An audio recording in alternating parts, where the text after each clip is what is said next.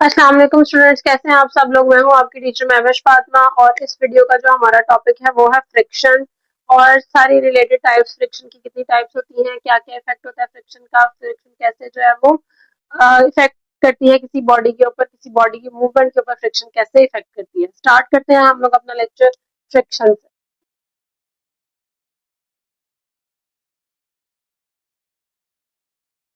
Friction क्या चीज है? हमें पता है कि फ्रिक्शन एक ऑपोजिशन फोर्स है। अगर कोई भी मूवमेंट, कोई बॉडी मूव कर रही है तो उसके ऊपर एक ऑपोजिशन फोर्स लग रही होगी, एक अपोजिंग फोर्स लग रही होगी।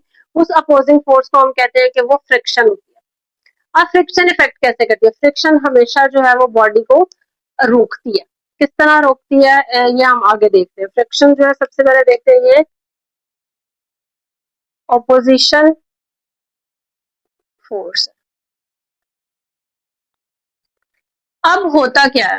होता कुछ इस तरह है कि अगर तो हम न्यूटन फर्स्ट लॉ की बात करें, न्यूटन फर्स्ट लॉ में कहता है कि अगर एक बॉडी रेस्ट में है तो वो हमेशा रेस्ट में रहेगी, और अगर एक बॉडी यूनिफॉर्म मोशन से मूव कर रही है तो वो बॉडी हमेशा यूनिफॉर्म मोशन से मूव करती रहेगी। बट ऐसा प्रैक्टिकल लाइफ में ऐसा नहीं होता।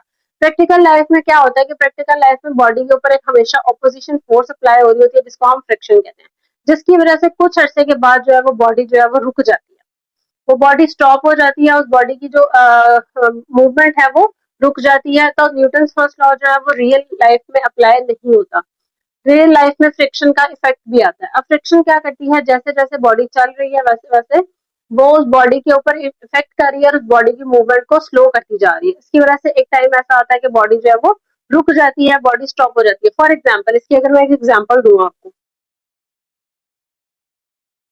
इसके एग्जाम्पल में अगर एक फुटबॉल है, एक फुटबॉल को एक बंदा किक करता है, फुटबॉल को किक करता है तो थोड़ी देर बाद आप देखते हैं कि वो फुटबॉल चलता चलता मूव करता करता रुक जाता है। क्यों रुकता है? क्योंकि उसके ऊपर जो ग्राउंड है वो फ्रिक्शनल फोर्स अप्लाई कर रहा है। जब वो फुटबॉल जो है वो इन कॉन्टेक्ट आता है विद द फ्लोर, दोनों के अंदर एक रबिंग फोर्स, एक ऑपोजिशन फोर्स क्रिएट होती है, उसको हम फ्रिक्शनल फोर्स कहते हैं। उस फ्रिक्शनल फोर्स की वजह से वो बॉडी कुछ देर के बाद रुक जाती है। ठीक है, नेक्स्ट आते हैं dissipation of friction, dissipation of force.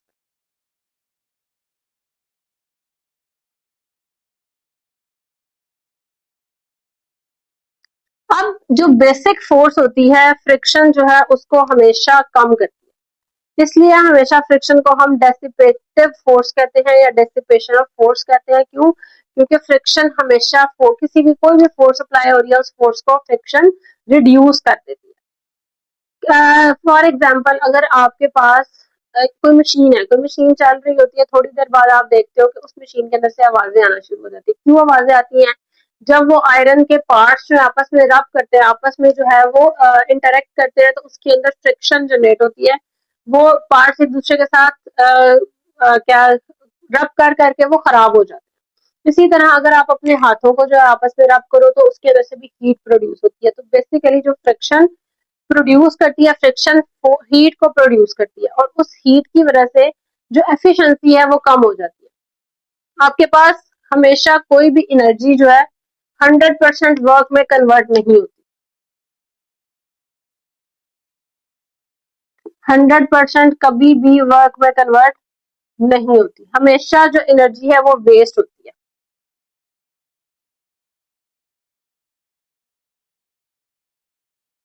और वो एनर्जी ज्यादातर हीट की फॉर्म में वेस्ट होती है।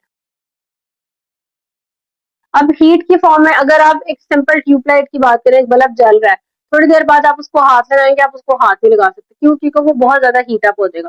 तो जब भी बेशक वो इवन के उसके अंदर तो कोई काम नहीं हो रहा, लेकिन जो अंदर एक प्रोसेस चल रहा है, वो क्या प्रोसेस चल रहा है? Electricity, flow of electricity. और फ्लो ऑफ इलेक्ट्रिसिटी में इलेक्ट्रॉन्स जो है वो फ्लो करें, तो इलेक्ट्रॉन्स की मोशन की वजह से भी हीट प्रोड्यूस होती है।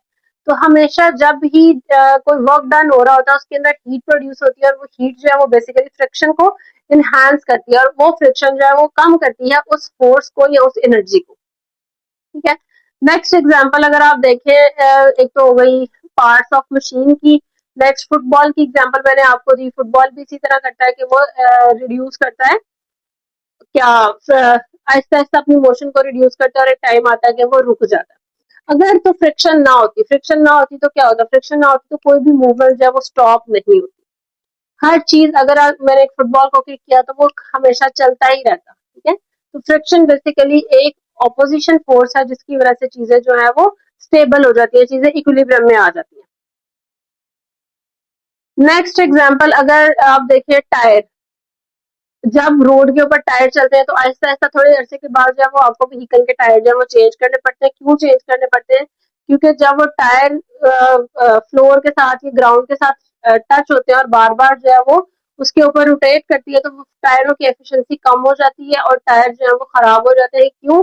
क्योंकि वो हीट प्रोड्यूस करते हैं। अभी मैंने आपको बताया जो भी फ्रिक्शनल फोर्स है वो मैक्सिमम टाइम्स हीट प्रोड्यूस करता है और उस हीट की वजह से जो चीजों की एफिशिएंसी है वो रिड्यूस हो जाती है। फिर आहिस्ता आहिस्ता इसको या तो चेंज करना पड़ता है या फिर उसकी एफिशिएंसी को पहले थोड़े अरसे तक कोई चीजें लुब्रिकेंट वगैरह यूज करके उनकी एफिशिएंसी को कम किया, एफिशिएंसी को बेहतर बनाया जाता है, फ्रिक्शन को रिड्यूस किया जाता है, एफिशिएंसी को बेहतर बनाया जाता है। लेकिन अगर एक टाइम ऐसा आता है कि अल्टीमेटली वो फ्रिक्शन इतनी ज्यादा हो जाती है कि फिर लुब्रिकेंट्स का कोई भी इफेक्ट नहीं होता, फिर उन पार्ट्स को चेंज करना पड़ जाता है। अब टाइप्स ऑफ फ्रिक्शन क्या है?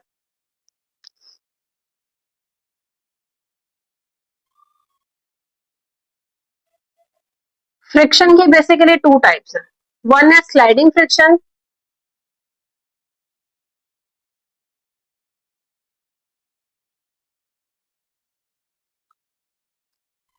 Number second is rolling friction.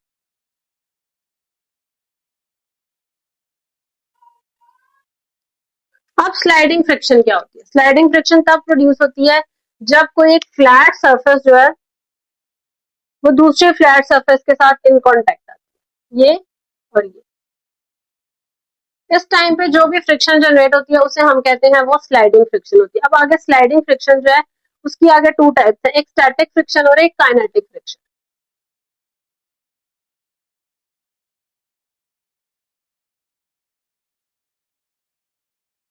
Static friction क्या है? स्टैटिक फ्रिक्शन ऐसी फ्रिक्शन है जब बॉडी के अंदर जनरेट होती है जब दोनों की दोनों बॉडीज जो है वो इन एट रेस्ट होते हैं। फॉर एग्जाम्पल यहाँ पे मैंने एक टेबल के ऊपर कोई बॉडी प्लेस की तो वो बॉडी जो है वो एट रेस्ट है और ये नीचे जो टेबल है वो भी एट रेस्ट है। इस टाइम पे जो उन दोनों बॉडीज के दरमियान जहाँ पे इन कॉन्टेक्ट है उनका वो जो एरिया, उस एरिया में जो फ्रिक्शन प्रोड्यूस होगी उसे हम कहते हैं वो स्टैटिक फ्रिक्शन है। पर काइनेटिक फ्रिक्शन क्या होती है? फ्रिक्शन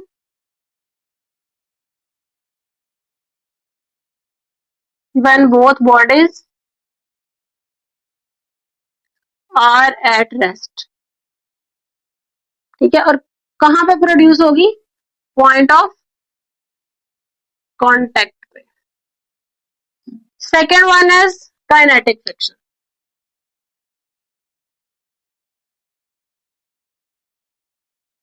काइनेटिक फ्रिक्शन में क्या है कि अगर जो बॉडी हमने एक टेबल पे प्लेस की वो किसी वजह से मूव करना शुरू कर देती है, जब वो मूव करना शुरू करती है तो इसके साथ जो भी पोर्शन कांटेक्ट में आता जाता है उसके अंदर जो फ्रिक्शन जनरेट होगी वो काइनेटिक फ्रिक्शन जनरेट होगी। ठीक है, अब उसकी फ्रिक्शन यहाँ जैसे जैसे बॉडी मूव कर रही है तो फ्रिक्शनल फोर्स जो है वो फ्रिक्शनल एरिया चेंज होता जा रहा है। तो ऐसी फ्रिक्शन जो बॉडी के अंदर प्रोड्यूस होती है due to motion of the body उसे हम कहते हैं वो काइनेटिक फ्रिक्शन होती है। रोलिंग फ्रिक्शन क्या होती है? अगर स्टैटिक स्लाइडिंग फ्रिक्शन की बात करें तो स्लाइडिंग फ्रिक्शन में बॉडी का पूरा एक पोर्शन जो है वो किसी भी चीज के साथ किसी भी फ्लोर के साथ जो है वो कांटेक्ट में रहेगा और तब तक वो कांटेक्ट में रहेगा जब तक कि हम खुद उसकी साइड ना चेंज करें। ठीक है, पूरा का पूरा एक एरिया जो है वो स्लाइडिंग फ्रिक्शन को इफेक्ट करता है, जबकि रोलिंग फ्रिक्शन में ऐसा नहीं होता। रोलिंग फ्रिक्शन में चीज रोल होती है और जब ग्राउंड के साथ कांटेक्ट में आता है तो इसका जो एरिया है वो हमेशा चेंज होता जाता है। आप टायर को मूव करते देखें तो टायर का थोड़ा थोड़ा एरिया जो है वो जमीन के साथ लगता है, रोड के साथ लगता है, पहले थोड़ा फिर दूसरे वाला फिर आगे वाला फिर आगे वाला। इसका मतलब ये है कि ये किसी एक रोलिंग फ्रिक्शन किसी एक भी जगह पे इफेक्ट नहीं कर रही, रोलिंग फ्रिक्शन की हमेशा पोजीशन चेंज हो रही है। अगर रोड पे आगे जाते जाएंगे ये वाला एरिया, रोड का एरिया भी चेंज होता जाएगा और उस व्हील का एरिया भी चेंज होता जाएगा। इसका मतलब है रोलिंग फ्रिक्शन जो है वो 100 times less than 100 times less than sliding friction. Rolling friction हमेशा स्लाइडिंग फ्रिक्शन से 100 टाइम्स लेस देन होती है। क्यों? क्योंकि इसके अंदर मैंने आपको बताया उसके अंदर एरिया सेम रहता है और इन कॉन्टेक्ट जो होता है किसी भी चीज के साथ, लेकिन इसके अंदर एरिया चेंज होता है और जब तक कोई दो बॉडीज आपस में एक दूसरे को के कांटेक्ट में नहीं आती तब तक फ्रिक्शन जनरेट नहीं होती। इस चैप्टर के स्टार्टिंग में है कि कौन कौन सी कांटेक्ट फोर्सेस है, तो उसके अंदर सबसे पहली फोर्स ही फ्रिक्शन है कि जब तक कांटेक्ट में नहीं आएगी तब तक जो है वो फोर्स फ्रिक्शन जनरेट नहीं होगी। कांटेक्ट में आएगी तो फ्रिक्शन जनरेट होगी। अब स्लाइडिंग फ्रिक्शन में एक ही एरिया कांटेक्ट में रहता है, जबकि रोलिंग फ्रिक्शन में बॉडी का एरिया जो है वो चेंज होता जाता है जो इन कांटेक्ट आता है विद द ग्राउंड। इसी वजह से स्लाइडिंग फ्रिक्शन बहुत ज्यादा होती है, रोलिंग फ्रिक्शन बहुत कम होती है। अच्छा, इसीलिए अगर कभी पूछा जाए कि स्लाइडिंग फ्रिक्शन इज लेस और more than the rolling friction, तो आपको पता होना चाहिए कि हमेशा स्लाइडिंग फ्रिक्शन रोलिंग फ्रिक्शन से बहुत ज्यादा होती है। इसकी वजह ही ये है क्योंकि रिलेटिव कांटेक्ट नहीं होता। ठीक है, रोलिंग फ्रिक्शन में as compare to sliding friction relative contact जो है वो बहुत कम होता है, रिलेटिव मोशन बहुत कम होती है, इसकी वजह से स्लाइडिंग फ्रिक्शन कम होती है। No relative motion. नेक्स्ट आते हैं method to reduce friction.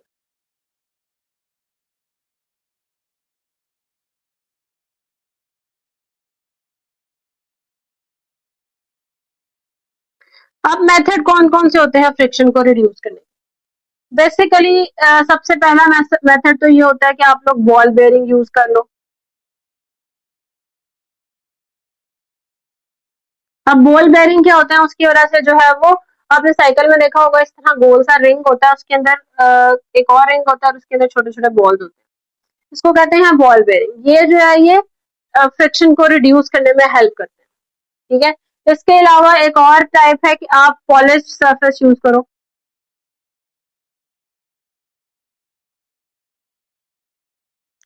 Polish surface क्या करती है? पॉलिश सरफेस भी फ्रिक्शन को रिड्यूस करती है, क्योंकि जब किसी चीज को पॉलिश किया जाता है तो उसके अंदर वो शाइनीनेस की वजह से या उस पॉलिश की वजह से वो थोड़ा सा उसके अंदर स्लिपरी टच आ जाता है, जिसका मतलब है कि वो जो उस वो पॉलिश है, वो पॉलिश बेसिकली क्या कर रही है? फ्रिक्शन को रिड्यूस कर रही है। ठीक है, पहले बॉल बेयरिंग फिर आप पॉलिश सरफेस यूज करो। इसके अलावा लुब्रिकेंट्स यूज किए जाते हैं। लुब्रिकेंट्स, ऑयल्स, ये सारा कुछ इस्तेमाल किया जाता है। इनसे क्या होता है? इनसे भी हमारी जो फ्रिक्शन है वो रिड्यूस की जाती है या बॉडी को स्ट्रीमलाइन बनाया जाता है। Streamline body. स्ट्रीमलाइन बॉडी अब क्या होती है? आप लोग गाड़ियों को देखते हैं, गाड़ियों की एक स्पेसिफिक शेप होती है, आगे से थोड़ी सी जो है वो स्ट्रीमलाइन कुछ इस तरह की शेप होती है। अब वो क्या होता है? वो ऊपर और नीचे से हवा को काटते हैं। हवा जो है वो इस तरह ऊपर से गुजर जाती है या नीचे से गुजर जाती है, उसकी वजह से फ्रिक्शन जो है वो एयर फ्रिक्शन जो है वो रिड्यूस हो जाती है और जो गाड़ी है वो स्मूथली चलती रहती है। इसके अलावा अगर बहुत ज्यादा एरिया हो गाड़ी का तो उससे एयर फ्रिक्शन बहुत ज्यादा होती है, इसलिए जो ज्यादातर व्हीकल्स है उनको जो बनाया जाता है उनको स्ट्रीमलाइन बनाया जाता है कि वो एयर फ्रिक्शन को रिड्यूस करे, मैक्सिमम रिड्यूस करे एयर फ्रिक्शन को जिस तरह हो सकती है एयर फ्रिक्शन रिड्यूस। तो ये चार मेथड थे एयर फ्रिक्शन को रिड्यूस करने के लिए। अब एक चीज है, एक टर्म यूज हुई है यहाँ पे, टर्मिनल वेलोसिटी।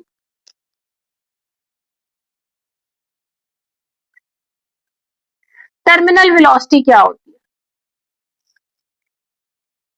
टर्मिनल वेलोसिटी एक ऐसी वेलोसिटी है जो कह सकते हैं आप लोग, अगर एक बॉडी है, एक पैराग्लाइडर है, वो मैं एक एग्जांपल देती हूँ, एक पैराग्लाइडर है वो ऊपर से नीचे मूव कर रहा है।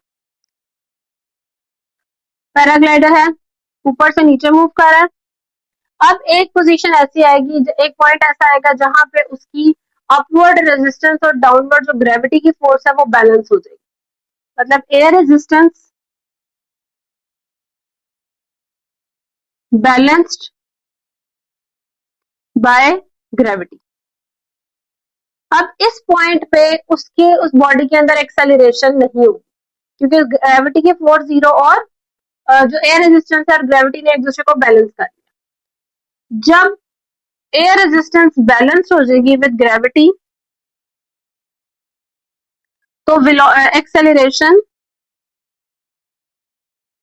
जीरो, और उस टाइम पे जो बॉडी की वेलोसिटी होगी